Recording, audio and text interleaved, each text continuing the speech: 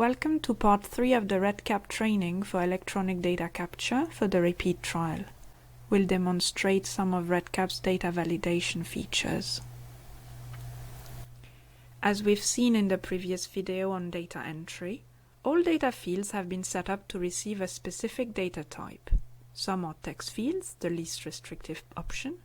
Others expect numbers with or without decimal points, dates, even files. If the value entered does not correspond to the format expected, an error message will pop up and you will need to enter it in the expected format. The value won't be saved otherwise and you won't be able to proceed further. Here, if we try to put a decimal point on the age, which has been set up as an integer, we get the following alert. Clicking close and trying to click somewhere else, we are not able to proceed until this has been corrected. Other fields, for example, the blood result CRF in the baseline event, have been set up with minimum and maximum values. Let's navigate to the blood result CRF for this. And leave without saving changes. Let's try on the total white cells field. This pop-up alerts us that the value we provided is outside the suggested range, which was 0 to 300. This message is just an alert, so you're not required to change your entry. However, it is good practice to double-check you have entered the value correctly, and if your value is genuinely outside the suggested range set for the field, it is a good idea to enter a field comment about it so this can be documented in the audit trail. We will see how to enter a field comment shortly. On saving a form, if some of the required fields, those labeled must provide value, have not been completed, you will get a pop-up alert. You will see that REDCap is quite tolerant of required fields having been left empty, and you're given a choice of 3 options. OK.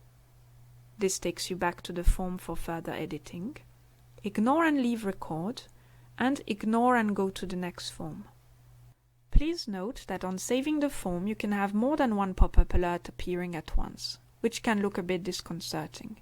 Just deal with them one at a time. Here we have 2 pop-ups. We'll click OK to stay on the form, and here we have some data quality rule issues. This is what we'll talk about next. As we see here, some data quality rules have been added to the database, and if these rules are not met, you will get a pop-up to alert you to this issue upon saving the form. So for now, let's click close. You can see a list of all these rules and even execute them on the data entered so far by clicking Data Quality in the Application section on the left-hand side of any page.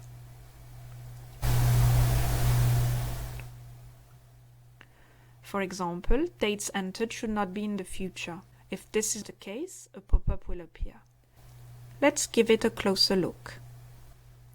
In this example, we can see that not only the baseline date is in the future, rule number 2, but that the date of completing the baseline form is before the baseline visit date, which violates the logic of the study. The Fields Involved column gives you more information with the corresponding values. If you click on the corresponding link, this will take you back to the relevant field in the form where you can update the problematic value if appropriate.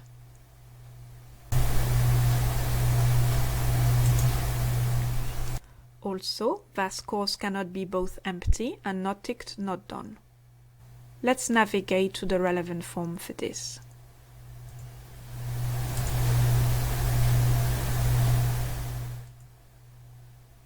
Notice that the data validation pop-up has now disappeared as we've updated the value. Let's go to VAS diary. As we've said, VAS scores cannot be both empty and not ticked not done. Similarly, VAS scores cannot be filled and ticked not done. If this is the case, a pop-up will appear upon saving the form. Here we see that the VAS scores for day 2, 3, 4, 5, 6, and 7 are empty, but the relevant not done checks are also left unticked. The second rule violated is that VAS scores cannot be both filled and ticked not done. Here we can see for day 1 we have a value of 50, but not done has been checked. If you're not sure which field corresponds to a REDCap name, you can always refer to the codebook as we explained in the data entry video. Click Codebook and navigate to the relevant instrument and field. Here we will press Ctrl F and search for the variable. Here we can see 0 if it's not checked and not done if it's checked. This corresponds to the day 2 breathlessness VAS score.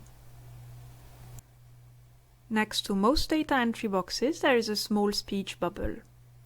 You can click on this if you want to make a comment about the data, anything you might find useful, such as justifying an out-of-range value or a change of value. Here we'll update the field and leave a comment. And click Comment.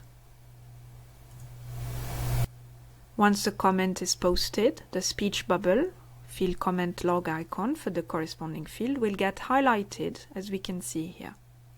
Another user or the same user can then add another comment to the thread or reply to an earlier comment in the same way.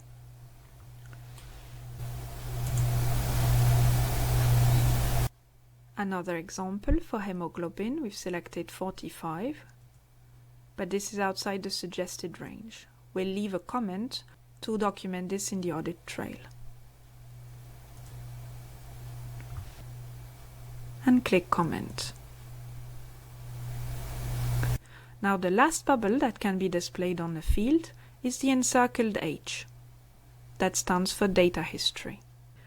If you click on the H bubble, you can see all the data history for the field, including date and time of the change, who the user was, and what changes were made.